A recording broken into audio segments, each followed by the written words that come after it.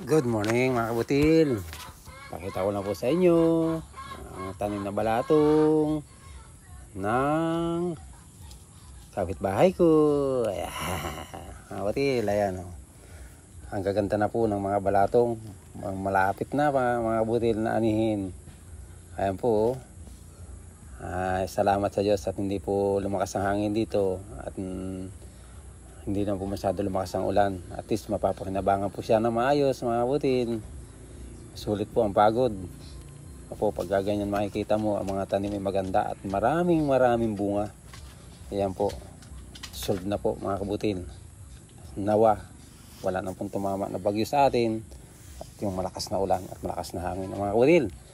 Ayan, goods na goods po yan mga kabutil. Kaya mga ka-farmers dyan, tsaga-tsaga lang sa pagtatanim. At sa bandang huli, makikita mo ang iyong pinaghirapan.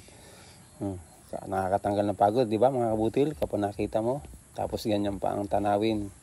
Ayan po, bundok. Ayan. Nakikita mo.